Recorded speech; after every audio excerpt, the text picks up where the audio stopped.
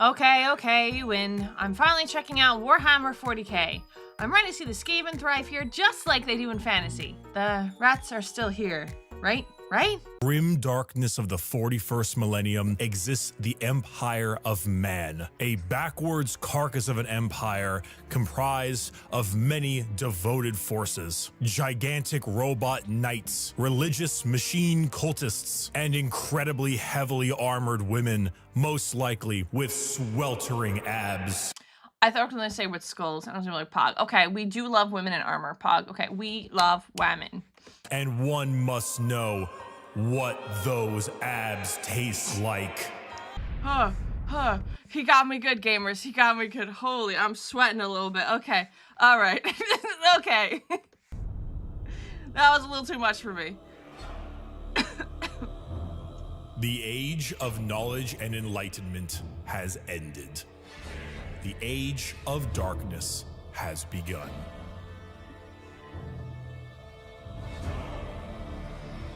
Roughly 60 million years ago, there existed aliens. Aliens.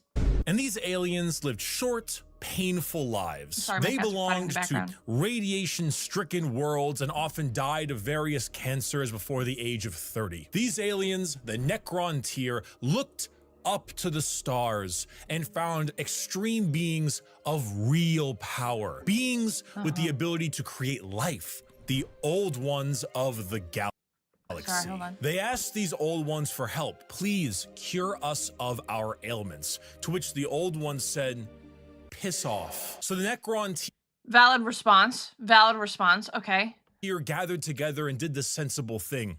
They declared war upon these old beings and were promptly beaten into the dirt back to their short, painful lives. In the world of Warhammer, there is a hell. This hell is not like you and I know it. It's more of an afterlife, a place where dead souls end up. This place has many names: the Imperium, the Sea of Souls, the Imperium, and the Ether. But mostly, we just call it the Warp.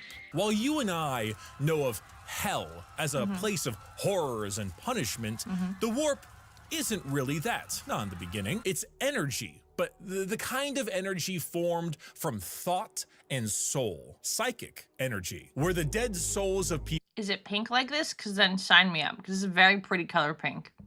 People end up in a place that is impossible to understand. No laws of reality exist. Like, time is merely a suggestion, and it is not something that can be braved easily. The Warp would be like sailing the ocean in a pirate movie. To jump from your ship would be certain death. To stay in the sea for too long on your boat could drive a man mad. And there are many dangerous things lurking in those depths. Yet, the sea is not evil. It simply is. The sea isn't evil? So you're saying when you play Subnautica, all the people in the sea are friend-shaped? Stonks. I knew it. I knew it. I knew it all along. Mostly. There are more malevolent beings in those waters, areas that you do not sail towards. Friend. This would be known as the realm of chaos. The realm of chaos exists in the Warp as a special area led by 3 chaos gods. Khorne, the god of combat, murder, and slaughter, with a pile of skulls taken in his name. Tzeentch, god of change, mystery, and deceit, a confusing paradox of lies, schemes, and sorceries. And Nurgle, god... I know this guy. Ah, is he stinky? Because whenever baby poops, we always say Nurgle. I'm learning. I remember this guy.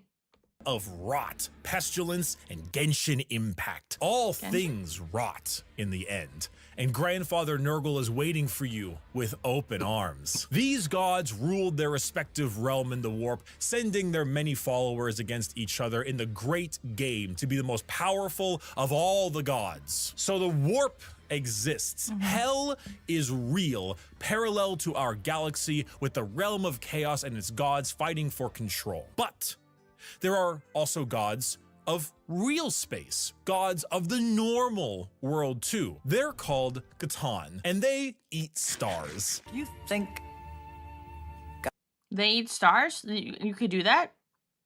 You could do that? I didn't know you could do that. The chaos gods are basically parasites attached to concepts. I'm learning things. Yeah, I'm learning. They're in fantasy too. Wait, they are? So all the ones they listed, Zinch, the Nurgle, and I forgot the last one. Those are also in fantasy? You're the most Corn coded streamer there is. Okay, whenever I hear corn, this is gonna sound really dumb, but I think of the food, and then I think of this one clip where it goes corn, beam, bum, bum, bum, bum, bum, bum, and that's all I could think of. So every time I hear his name, I just want you to know that's playing in the back of my head. I don't do it every time, but it's playing in my head. Girl did it just a couple stars as a snack. Dang, wish it was me. Wish I could just be like, yoink, and like eat stars. Imagine the kind of like energy you would have. Be like, yeah, I just eat stars for dinner. Go for the cornflakes. Corn. God stays in heaven because he too lives in fear of what he's created. These star gods saw the plight of our poor Necron tier and how the old ones cast them aside and said, you know what? You guys want immortality? Oh, we will make it happen. We are the gods of the tangible, of real space. We can give you a cure. Pog. So then they ate all their souls. Not Pog. Oh. Oh. Okay, don't ask for immortality. Noted. And turned them into robotic automaton, feasting on their souls and leaving a hollow shell of an intelligence left that is technically immortal. With the power of an entire species' souls, they turned their new robotic slaves on the old ones and hunted them to extinction. The Necron. Okay, chat, what did we learn today? The lesson of this story is be careful what you wish for. Be very specific. Tier, now the soulless, undying Necrons got their wish at the price of their souls. But we can count the number of kind gods on an amputated hand. With time, the selfish star gods turned on each other, fighting one another for more chances at glory and power. With this, the leader of the Necrons, Zarek, the Silent King, the man who doomed his species when he accepted this deal, waited, planned, bide his time until he seized the perfect moment and turned his legions of undead citizens against the star gods. Gods cannot be killed, but they can be broken. So Zarek broke the star gods into thousands of pieces and locked them away in vaults, taking their free will away as they did to them, and sealed them away as basically Pokemon to be used as weapons in the future. Who's that Pokemon? It's What? Pikachu! It's the Void Trap. I missed my one chance to say it's Pikachu and they did it. The information that I just heard just threw me so off. I was like, what? I feel like I've heard of this before, but I didn't know the specifics of it. So don't trust random powerful strangers who give you an offer that's too good to be true. Yeah, you know what? You're right. That is the moral of the story. You know, they took their souls with the consciousness of the commoner classes. Yeah, so they're kind of immortal, which is what they asked for. They were like, this is what you asked for. But they kind of just keep them suffering forever. So that's like, that's cool. Don't trust God. Oh, it is Monkey's Paw. You're right. Yeah. See, Monkey's Paw taught us this a long time ago. Immortality is poggers? No, it's not poggers. Unless you're staying the same and not suffering for all of eternity. Okay. Zarek then, with his perfect memory, exiled himself for his sins, flying out to the darkness between galaxies to atone for what he had done. This entire situation, the genocide of the Old Ones and the rebellion of Zarek, will This thing's cool. Sorry. go down in history as the War in Heaven. It is the most brutal war the galaxy has ever seen and ever will see. This was a conflict that took an entire galaxy-spanning species and pitted them against gods that ate stars. The Necrons, rather crippled from, you know, the War in Heaven. Are Necrons the same as Tomb Kings? Because they're kind of skelly boys, but are they like robotic alien skelly boys? Or like... Because they look kind of similar in some of them. Decide to go to Pretty much they're similar. Okay, but just a different name. Okay, all right. I'm listening. Okay. The robotic Tomb Kings. Okay, but are they as quirky as Tomb Kings? Like, because the Tomb Kings are kind of quirky. They're basically each other's equivalent. So similar, but not one for one. Okay, all right. Futuristic Scally boys. Okay. Sleep in gigantic tomb worlds on various planets until the upstart species of the galaxy died out. And so turns out when you have a war that lasts tens, hundreds of thousands of years and involves the genociding of multiple species, the old ones of the galaxy, and the consumption of souls from an entire race, the warp gets a little wacky. You know, if you had a kiddie pool and it was nice and calm, Corn is over there splashing about, so you don't really go in that direction. Nurgle has explosive diarrhea, so you don't really go in that direction either. But you Oh my god, just like BB.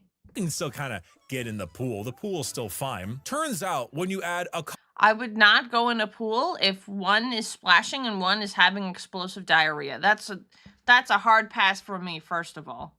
couple trillion souls to that kiddie pool, it'll make the waves a little more turbulent. And turns out a lot of them like to pick a side, Nurgle, Tzeentch, or Khorne. So the once calmer warp, the once relaxing kiddie pool has now been bloated. A million years of war will certainly make Khorne, god of murder and slaughter, more powerful. A million years of war will probably make Tzeentch, god of deception and change, a little more powerful. And good God, a million years of war will make Nurgle, god of decay, oh, just the tiniest bit more powerful. Now, entering that kiddie pool is no longer fun, it's dangerous. The warp is now a To be fair, I said I wouldn't join the pool in the first place. Just putting that out there. Just putting that out there. problem. Hell is resembling hell a lot closer to what we imagined it originally. The Sea of Souls and the Realm of Chaos are now intertwined. So who else to brave the galaxy than a species that won't need to deal with that?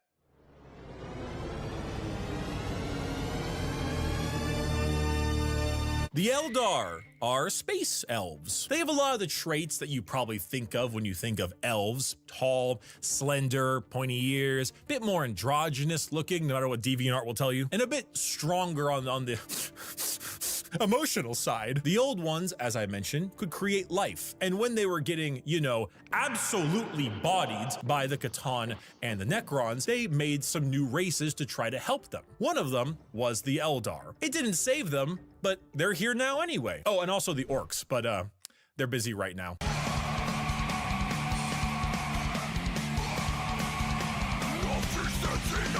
The Eldar are a particularly psychically powerful race, so they were really adept at being able to handle the new turbulent warp of chaos. Yeah, that was kind of banger music. You had to move along to it. And good at killing Necrons, hence why they went to sleep. Being psychically gifted is basically like being a wizard, but you get your wizard powers from hell. This is called being a psyker. And basically, if you want to do cool wizard shit like lightning from your hands or reading someone's mind, you can do. But I want to do cool wizard stuff. That's like when you play games. I like shooting lightning from my hands, but aren't the elves really hated, I think? Question mark? That, but you siphon the energy to do that from the warp. Luckily, the Eldar are very good at handling this without too many negative effects because, you know, summoning power from the Sea of Souls with the new Chaos friends can be a bit of an issue. But Eldar are pretty good at it. And you see, what's really cool and also awful about Warhammer is that most developed species travel long, faster than light distances by going through that warp. They create a tear in reality to unreality and move through it. Faster than light travel? Cringe. We go through hell itself to deliver your packages. For those of you who play Minecraft, you know how the Nether is like a pocket dimension? So moving 10 spaces in the Nether is actually moving something like 1,000 in the... I don't play Minecraft. Can you give another example? Is it just like... Okay. The real world? That's basically what warp travel is. Just much like in the Nether, there are a lot of things that want to kill you. The Eldar found a way to do so in between realities. Not regular reality, not the warp, something else. A purgatory of sorts, a fabricated psychic realm that allowed them to travel without fearing the negative effects of the warp. The Eldar were the perfect fit for the new galaxy, and they took it with open arms and pointy ears. The empire of the Eldar spread everywhere, and it spread all the way until now, the 21st century. That's right, while you are watching NPC streams on TikTok, the space elves were ruling the galaxy, and they did so for quite a long period of time. The 21st century came and went. Humanity grew and grew, all under the nose of their elf overlords. At this time, humans advanced, your classic sci-fi style way. We began to expand, colonize our solar system, terraformed our planets, created new and more powerful machines and starships. The age of Terra, also known as Earth, but we call it Terra here, was here, and existed between the 21st century all the way until the Poggers, we're in Warhammer, let's go.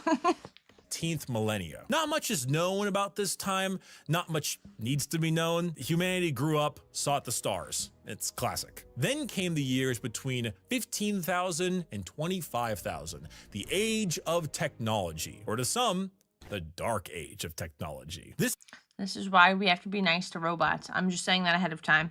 This is when humanity reached a new apex of technological understanding. When you think of sci-fi, there's a lot of things you can think of. Star Trek, maybe Star Wars style. Doctor Who?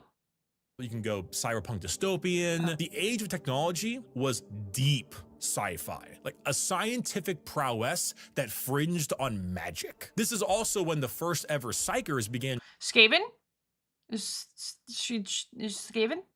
showing up in humanity. Individuals with the genetic mutation to be able to access the warp, and then because of that, travel through it. Humanity was no longer constricted to their early ways of travel. With warp travel, they could go anywhere in the galaxy. They equipped ships with gigantic AI machines, with everything you would ever need to know about mankind, and sent them out on colony ships to expand their influence across the galaxy. This was truly the golden age of humanity. And with every golden age, there is a fall. While the new human upstarts of the galaxy were reaching new levels of technology and prowess, the Eldar were engaging in Debauchery! debauchery! Debauchery! What Debauchery, sorry. Time and space are funky in the warp, so lets you travel light years in the span of days. Assuming it doesn't spit you out in decades, centuries, or millennia to the past or future, or kill you. Oh, so it's kind of like if it's like how what the planets are now, right? If you go to a different planet or is it the moon where time travels differently, where it could spend one day on Earth, but it's like 10 days on another planet. I feel like I've heard something like that before. Also, thank you for that. Thank you for the super chat, War Boss. I'm trying to absorb it, and my brain's like a little overwhelmed. So I'm trying to, because I've seen sci-fi stuff and like it kind of makes sense, but I'm trying to see how it fits into this because it's a lot of information. happens when a species has everything? You can produce unlimited food out of nothing. Your need for farmers and workers, gone. You have dominated the stars. Welcome to college, Feta! Welcome in! And have created a fast travel system that doesn't rely on the dangers of the warp. You have nothing else to do. You have no struggles, no problems, and feel as if there is nowhere else to go. Well, you begin to experiment. The Eldar started harmless enough. You take a serious interest in your species' culture, your arts, paintings, poems, I like painting. plays. These are Eldar, elves, remember? Also, I keep getting so distracted because some of the artwork in here is like actually phenomenal. Like looking at this piece, the lighting is just so nice. It is so pretty. Their emotions are heightened, more powerful than us humans. So your plays get louder. They start to push on the limits of your hearing ability. Your music becomes different, more deranged. It pushes the boundaries of what is art. The visual spectacle of art becomes more bizarre, more delusional, more eccentric. And let's not forget a very important sense. Touch. Pornography is one thing. Brothel. What? is another. What if they all mixed? What if your brothels were part of your art and music? And what if those became more deranged? The boundaries of debauchery were not just met, Not in my Say So stream, please. Oh, God.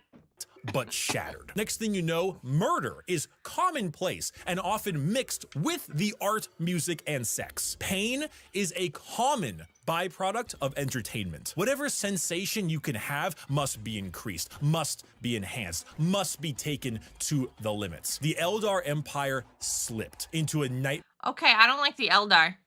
I don't like them. 0 out of 10. Give me someone else. Nightmarish realm of debauchery and excess, with the worst of it taking place in a city in the Webway, a black market for these kinds of heinous acts known as Kamara. Some Eldar saw the writing on the wall, saw what was happening to their species and how far they had slipped. So they boarded continent-sized starships called craft worlds and left their empire, seeking a more enlightened, calmer existence among their peers. Some, those in Kamara, pushed it to even greater heights, relishing the pain and torment they inflicted on those around them. All during this, the warp, the yin to the yang of the world, was fed by these emotions, by the psychic power of the Eldar, by the souls taken in these depraved acts on a galactic scale. And just like that, Eldar ended. Slaanesh, the fourth chaos god, was birthed into existence and consumed the souls of 90% of the Eldar population.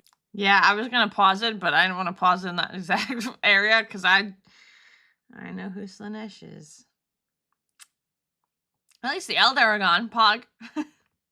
Those that fled were spared the worst of it, and those in the Webway and Kamara were able to stave off the pull of Slaanesh so long as they continued to commit horrid acts of torture and violence. But for the majority of the Eldar, their empire died with Slaanesh's birth. The new fourth chaos god, she who thirsts, the god of... She's thirsty. Why won't she just get some water? God, just get water. Come on. Unspeakable excess of pleasure, pain, hedonism, and perfection had been born. With the fall of the Eldar Empire came the ruin of humanity. Slaanesh's birth sent storms in the warp across the galaxy, making travel between star systems impossible. So you're saying she didn't get any water still? It's kind of messed up. Coupled with a huge classic AI rebellion, as a staple in these sci-fi settings, humanity began to suffer the age of strife. Now, planets that relied on intergalactic travel were completely cut off. Long-range messages, normally sent through the warp, were snuffed out. If you were a planet that was great at mining stuff, but couldn't get food, well, you know that movie about the rugby players in the mountains? Oh, and because of these insane warp storms and fluctuations, psychers began to appear among the human population a bit more often. Now this initial... Okay, I know the psychers are like, they're talking about it, but again, because this is where my brain is going. You could hear the unhinged thoughts of Yura during this video. They say psychers, and I don't know why, because I'm kind of learning what they're doing, but all I can think of is like they go up to you and go, psych, and then run away. And I know it's not what they do, but that's just what I'm thinking of when they pop up. Had them hunted down as witches, because that's pretty common in this setting, but some deemed it right to protect them. Unfortunately for those people, psychers, because they open a gateway to the warp, don't... Okay, so they don't say psych, they open a gateway. Okay, nice, okay. Don't really know how to use their powers well, and they kinda attract demons, who then...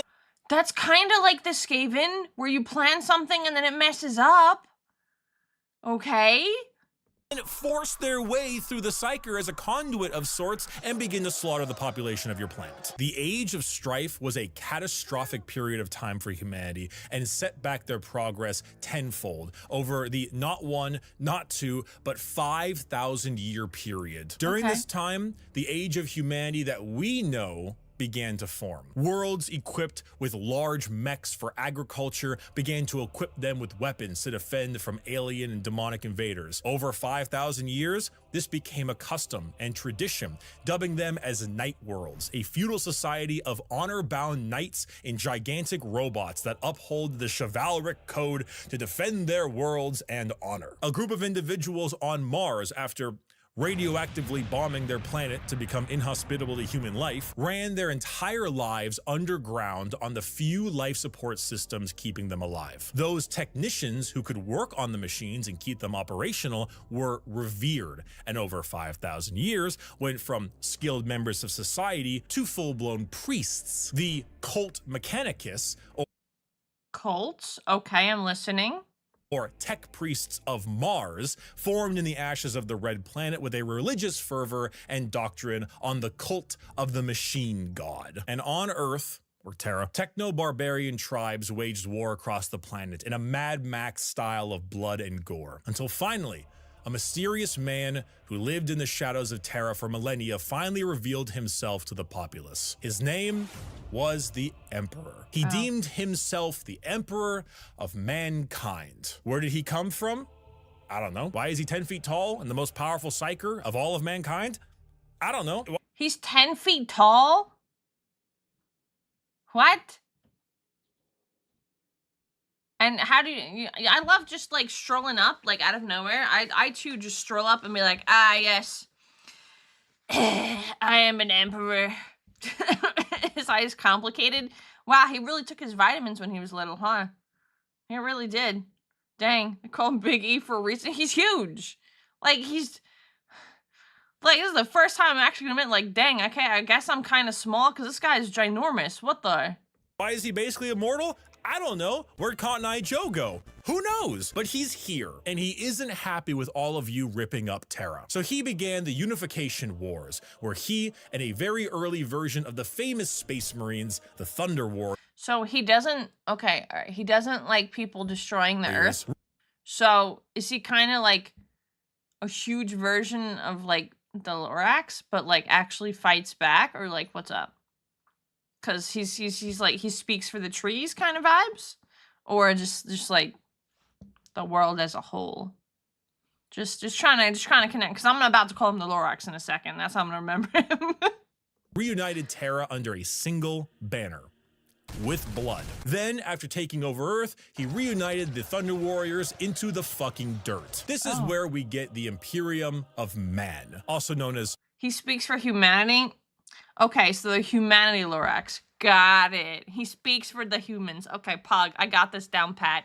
All right, Lorax, welcome into Warhammer.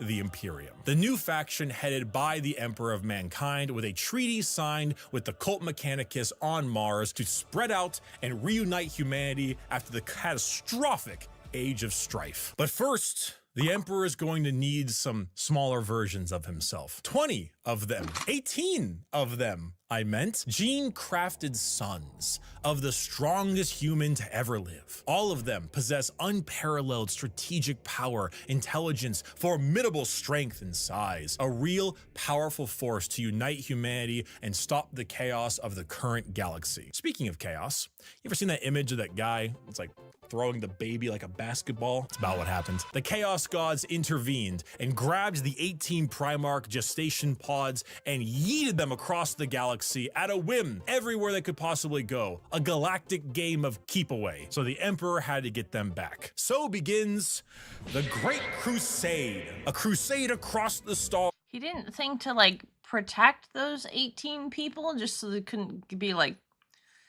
yoinked away, or like he had to see this coming. No? To reunite not just humanity, but the Emperor with his fallen sons. The first to be found was Horus,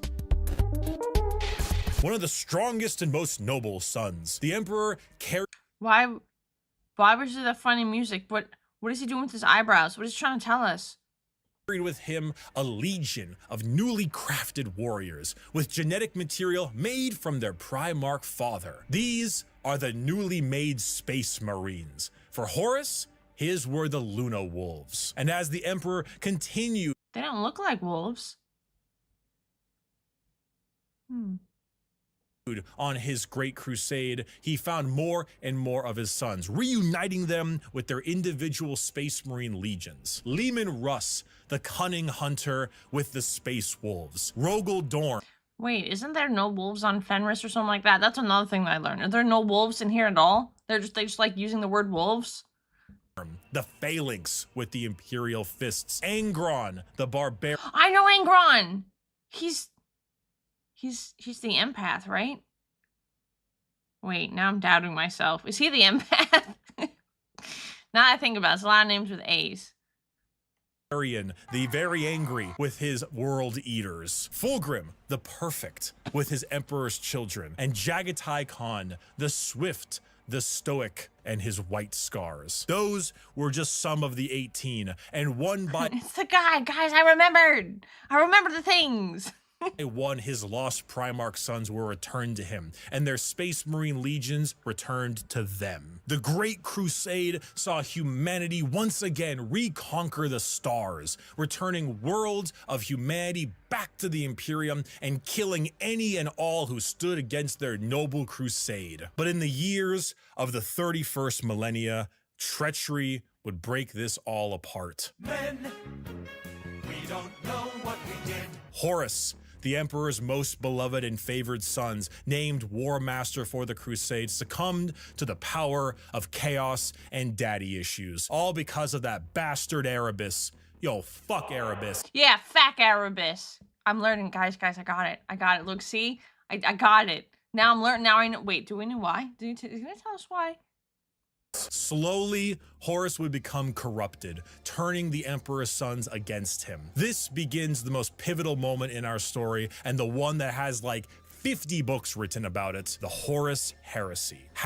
9 of the 18 Primarchs turned against the Emperor, and the following years were a bloody battle for the throne of Terra. The Emperor originally was working on a special webway project, just like the Eldar, to make faster-than-light travel significantly easier and safer. Really Yo, Erebus in chat, get him. I'm just kidding.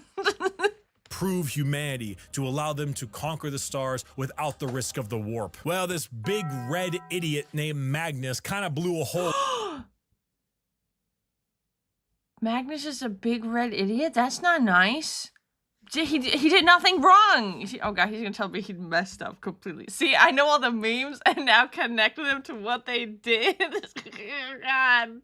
Into that, literally and figuratively. So Big E over there is stuck on a gigantic golden throne, holding back the oncoming rush of demons and powering the Astronomicon, basically a big North Star for people who are sailing in the warp to help them navigate. The Horus heresy saw many loyalist and traitor legions pitted against each other in a bloody war until it reached Terra itself. Horus, unable to break through the lines and with time running out, made a gambit and opened his ship up to be boarded. The Emperor took this challenge, quickly allowing someone else to take control of the throne as he teleported his way onto Horus's flagship, the Vengeful Spirit. The Emperor, unable to truly kill his most beloved son, changed his mind right quick when Horus strangled the life out of his other son, Sanguinius. Oh no! I'm sure you've Wait, I know Sanguinius too. That sounds familiar. Wait a minute. seen this image at some point. The Emperor then said,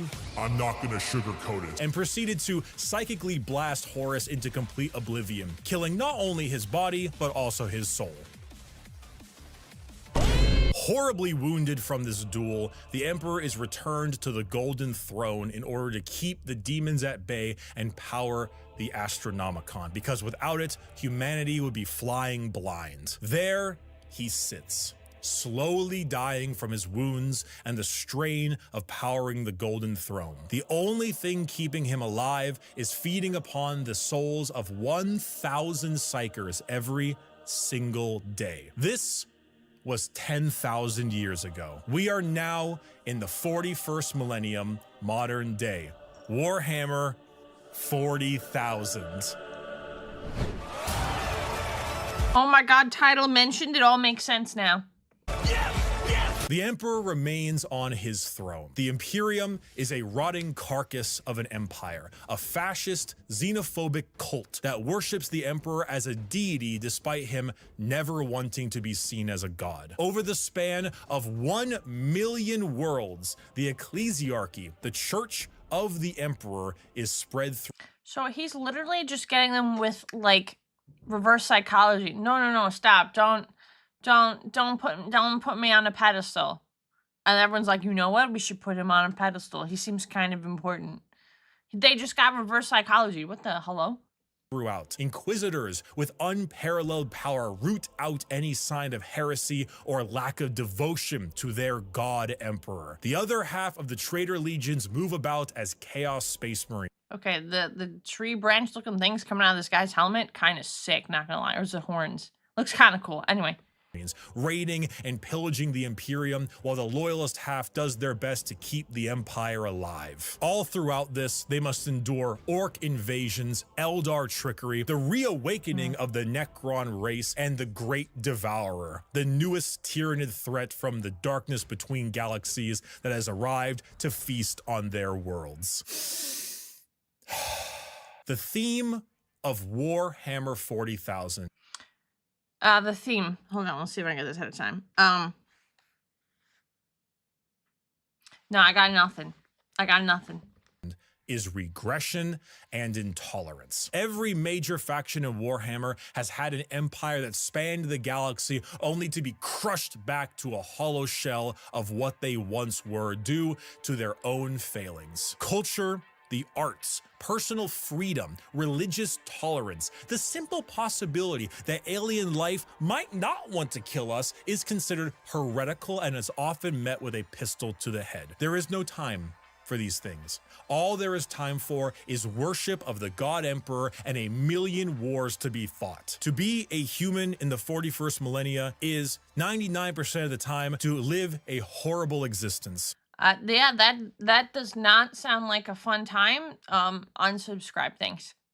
To be one of trillions of other humans across a million worlds throughout the galaxy. A galaxy where AI is outlawed, so humans are repurposed and lobotomized to become slaves. A place where lack of devotion is met with death. And if you even have devotion, there is a good chance the threats to the galaxy, chaos, and aliens will kill you anyway. Warhammer is a world where you revel in being bad. There are protagonists, there are antagonists, but every faction is some shade of evil. Because playing the bad guys is always more fun. And my friend, you have a selection. So pick up that lasgun soldier. You and the other 3 million men and women in this single deployment on this single world in this single battle will now show them the might of the God Emperor. That weapon in your hands has killed 99% of the alien populations in this galaxy.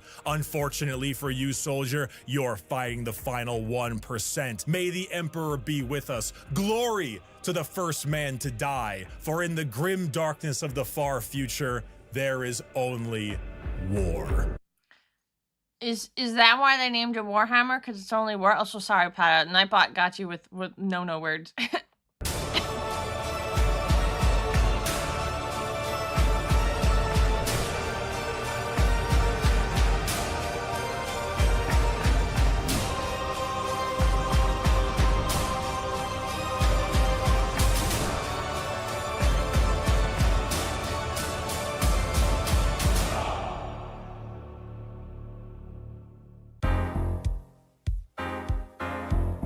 Thank you, everyone. I hope I have helped teach you about Warhammer. If you are a brand new person, I am. How'd you know?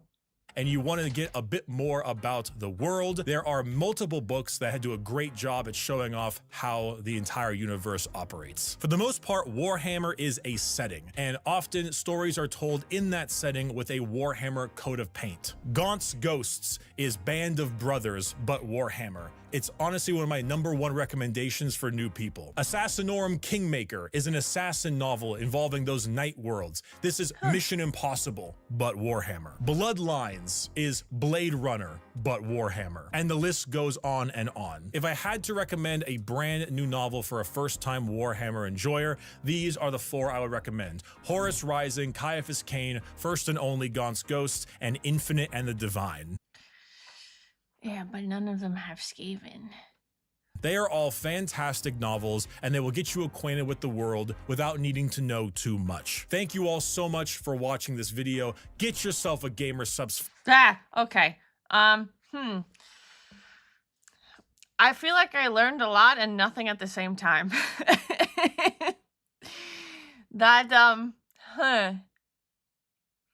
I know I skipped the ad, but honestly, if you want to go support Bricky, obviously you can. You can go use his code. I'm sorry for skipping it. That was a little bit too much for me, so I had to skip it. Imperium books, crazy. Wait, is Imperium's just one faction?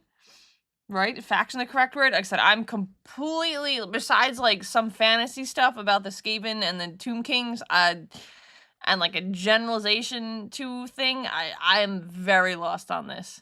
And very, very confused. Hobby for over 20 years and I'm still learning. Okay, all right. I don't feel as bad. Okay, I appreciate it. Thank you for that. Congrats on 11K. Thank you, Leg. Thank you. They got bored, very bored. I just see, like, I'll read books the way I love reading books, right? And I know Tetra has a lot of them. So if I really wanted to pick up one, I could. But I don't absorb information really well because, like, I read books and I've reread books, and there's times where I've reread those books and I've missed information that I read before. So, like, it's a bunch of very sad, very angry dudes trying to kill each other. How do you feel about the elves? Okay, based on what I had in this video, and I know there's, I was looking at the comments, you guys, when you were talking about them, there's a couple of things missing. I don't think there's one where I'm like, wow, this is really interesting yet. It's kind of like, okay, all right. Maybe if I learn more about them later, I'll find one that's really interesting, but as of right now, it's kind of like, I use audiobooks. I don't really listen to sound. Even when I play video games, I play it with sound off. So audiobooks would be like not what I would need. It's thought that Terra the Infinite, the Necron is a Skaven in his collection. So okay, I'm listening. Necrons mess up the galaxy much worse than the Eldar. Okay, so everyone's just bad. Caiaphas Cain is basically Black Adder in 40K. I've heard of Cain before. I've heard that name before. Caiaphas Cain's pretty humorous. Yeah, nothing really stuck out like, whoa, this is what I'm interested in. Whereas like when I watched the fantasy stuff, it was like, I know I like Skaven. I know I'm gonna like the Tomb Kings. I know I'm gonna like the vampires. So it's like, it's okay. Like I said, it's kind of with an open mind. I can't say I'm gonna go like jumping in head first to it. It's not bad, but I think I'd have to learn more. I think I'd have to learn more about it and see if there's something that really piques my interest. You feel the same way, to be honest? Yeah, it's like, it's interesting and I'm curious about it, but there's nothing that really like stands out like, oh my gosh, I love them. Kate is the luckiest unlucky person. Oh. No, you have literally no free time, but the Infinite and Divine is so good.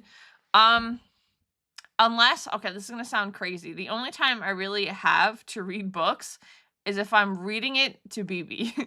The Necrobs are just the Tomb Kings in space. Yeah, but it's not the same. It's not the same. Thank you so much for watching. If you enjoyed the content, please consider liking and subscribing. If you have any recommendations for future videos, please feel free to leave them in the comments below.